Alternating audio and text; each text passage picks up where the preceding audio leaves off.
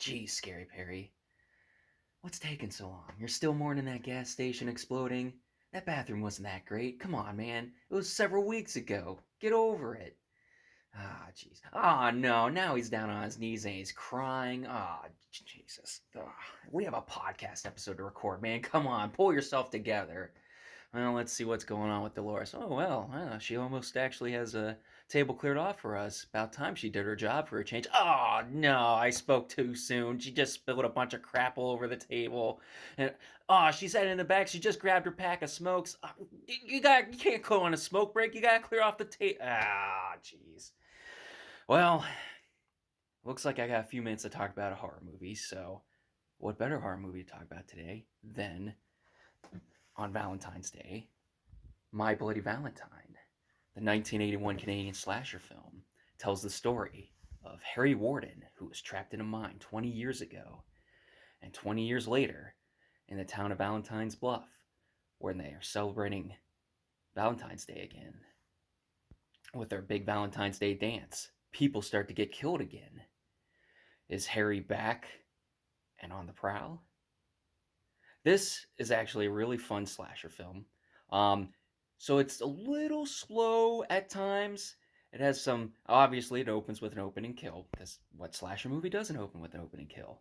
But in the early parts, it's a little slow. You get to see some of the camaraderie of the miners, though, and that's the nice thing about this one. It's kind of a unique setting with a miner town, and as you can see from Harry here carrying his pickaxe and wearing his coal mine mask, so it's kind of got this cool, unique setting to it, and nice. And while it's not slow early on, I wouldn't say it's ever boring though, because like I said, you get to see that camaraderie develop between the miners. You get to see a little bit of their relationships. Plus, it teases you with stuff. The killer is leaving uh, presents, heart-shaped boxes with hearts, severed hearts in them. So that's pretty cool. And so on the Scream Factory Blu-ray that I have, it has the unrated cut, which I believe this is the first time I ever saw the unrated cut. The first time I ever watched this, I believe was streaming, probably Amazon Prime, and um, I would say I can't remember if it was unrated or not, but I don't think it was because there's a lot more gruesome kills in this version. Uh, I can think of one where a pickaxe goes through a guy's jaw and then comes out through his eye, and it really lingers on the eye in this unrated cut, which is really awesome and cool looking. Overall, it's a very fun slasher. Um, Plus, it's got a good twist ending. Not going to spoil it here for you, even though we do a lot of spoilers. Overall, I'd give My Bloody Valentine 1981 four pancakes. So it's a pretty good one. Be sure to check it out. It's well worth your time. So cuddle up with your Valentine on Valentine's Day and watch My Bloody Valentine 1981. As a remake, I have never seen the remake, but it stars one of my favorite actors, Tom Atkins. So I'll have to check it out sometime and maybe do a review of it.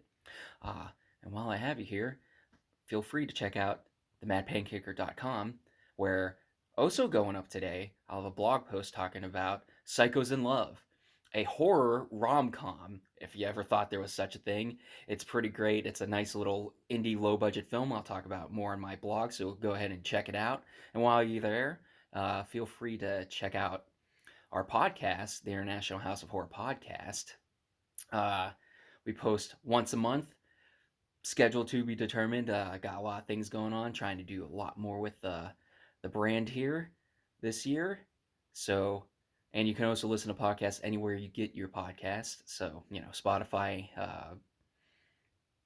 iHeartRadio, Apple Podcasts, all that place. Be sure to like, share, and subscribe to the channel. It really helps us a lot.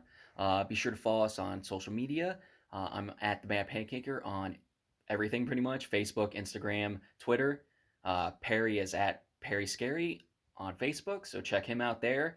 And check out our Patreon if you can help support our podcast become less low budget. It's patreon.com/the Mad Pancaker. Got a lot of cool stuff going on there. And until next time, hey, Dolores is coming back. Uh-oh. I don't like the way she's giving me that look over there. Give me those googly eyes. I think she wants me to be her bloody Valentine. Uh-oh. I thought it must have been those terrible heart-shaped candies, those chalky candies I gave her. Wait a minute. I thought I poisoned those. Did I accidentally give her the ones I was supposed to give Scary Perry? Wait a minute. I poisoned those ones too. Dolores is immune to poison? Well, I gotta get out of here. See ya.